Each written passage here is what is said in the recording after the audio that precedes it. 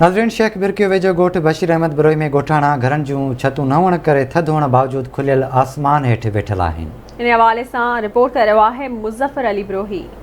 शेख बिरकियो जे ॻोठ बशीर अहमद बिरोही में ग़रीब बेरोज़गार हिक वेले लाइ परेशान बणियल हिंदू कम्यूनिटियूं सां तालुक़ रखंदड़ वीलो बजाणी, शगन बजाणी, जानी बजाणी ऐं ॿियनि जे घरनि जूं छितूं न हुअण करे सियारे जे सर्द मौसम ऐं बरसातनि सबबि खुले आसमान हेठि वेही संदन मासूम बच्चा ऐं पाण वक़्तु गुज़ारिन था।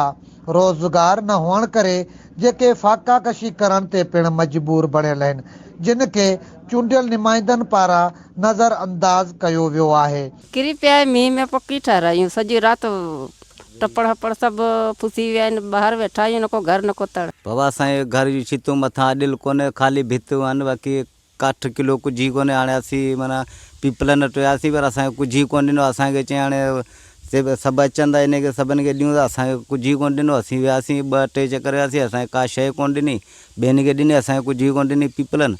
हाणे घर जे मथां का शइ कोन्हे, हाणे केॾां वञूं, ख़ाली कख रखिया आहिनि, बरसाति अचे थी, फुसियो वञूं, सॼी राति वियो ऐं टाइम गुज़ारे वञूं, हाणे केॾां वञूं। असांखे पैसा हुजे त असीं ठारायूं छितूं बि, न को असांखे तंबू ॾींदा, असीं ईअं बीठासीं, वरी वापसि आयासीं। थी अपील था करियूं गवर्नमेंट सां त असांजे घर ॿ ठारायो वञे।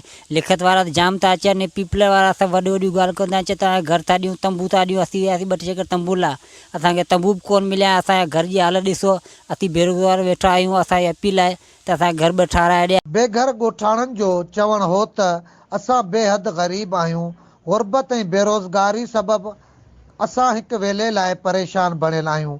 घर किथां ठाराए सघूं, सख़्त सीउ ऐं सर्द बरसातनि में खुले आसमान हेठि वेही वक़्तु गुज़ारियूं था। कैमरामैन माजिद अली बिरोही सां गॾु मुज़फ़र अली बिरोही, आवाज़ TV न्यूज़, शेख बिरकियो।